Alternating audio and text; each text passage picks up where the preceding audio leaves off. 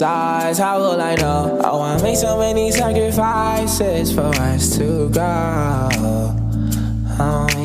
Hold me tight, yes, I must take you with me. I apologize if you cry, baby, I apologize. If we both lie to each other, we won't fall. I close my eyes and I dream of you. New kid on the block, BLXCKIE has finally dropped his anticipated debut album, B4Now. The young rapper and producer broke the internet when he released his hit track, Yeah, Yeah, Yeah, placing him at the forefront of the new wave of hip-hop musicians and trap soul. His music is gaining international appeal and the artist is gearing up to showcasing his talent in full globally. The 21-year-old rapper joins us now this morning to share a bit more on his music. BLXCKIE, a very good morning to you, man. Thank you so much for joining us. Welcome. Hey, good morning. How you doing? Good. How are you, BLXCKIE? I'm easy. I'm chilling. All right, man. Now, for a lot of people, BLXCKIE, it could appear that you just came out of nowhere and that things started happening really quickly for you. Is that true, or you've been making music for quite a while now? I don't think it's true. I've been in Jersey for a short while. It's been a little bit over a year now, and that's when most of the things have been happening. But making music has been something I've been doing for I don't know, maybe about 5 years now, just perfecting it and everything like that before I even put it out for the people. So just a little bit over a year ago when I started putting it out, and yeah, I've been working on it for a while. So when it came out, it was really, really different. You know what I'm saying? BLXCKIE, I understand that you dropped your psychology degree last year, and you were, as you're doing your third year. What made you so sure that music would work out for you? I wasn't really sure. I think I was just pushed into a corner by, the situation in terms of the pandemic and just the lockdown. Because when I came to visit a friend here last year in February, 2 or 3 days later was when the first 21 days hit, and I was stuck here for a while, and there was nothing else to do besides just make music with my friends. But then with that time, it just showed me that this is something that could work, because I didn't really have time to lock in like that and really be in the studio and work on my music. So when I did have that chance, and when I did reap the benefits of that, and when I went back to Durban, it just inspired me more to just actually go on with it. And yeah, that's when I came back.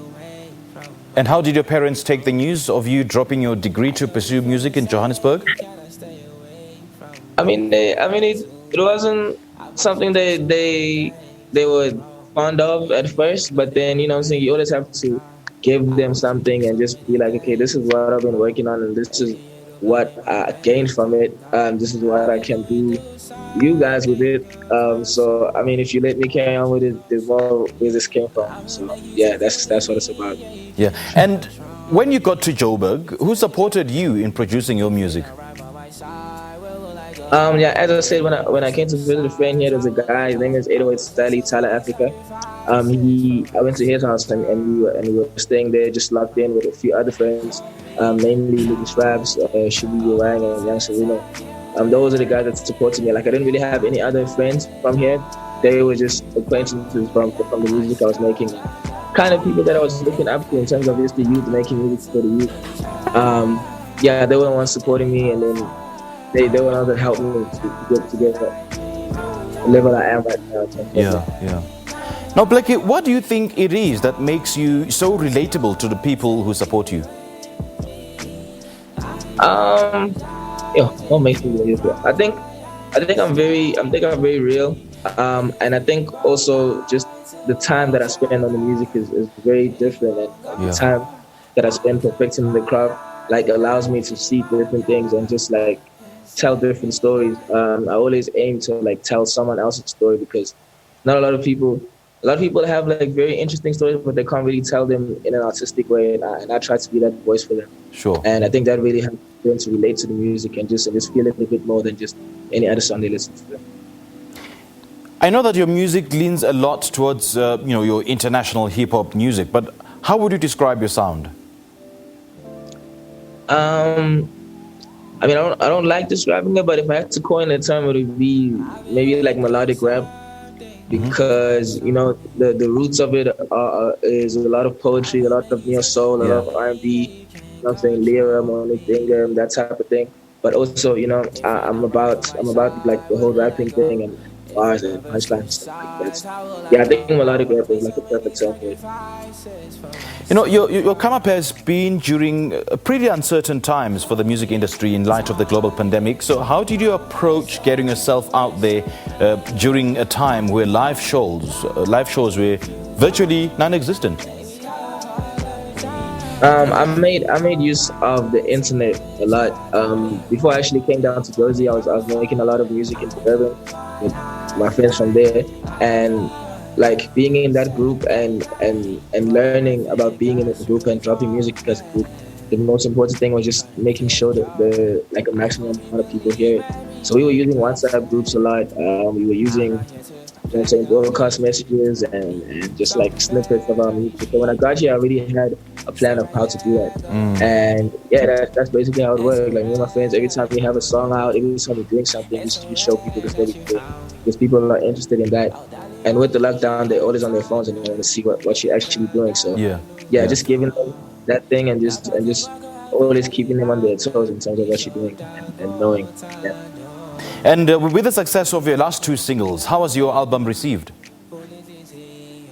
It's super crazy. I didn't expect to be like already across like the South African borders already in terms of like the music, like the people listening and the eyes watching. I didn't expect to be this far in such a short amount of time. Like there's already the song when I dropped it, the Siga song that's on the album was already charting like on the continent instead of just like in South Africa.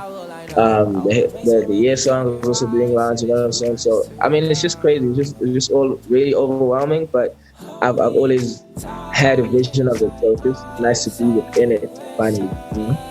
So in terms of collaborations, are you looking at the local talent, or you look international?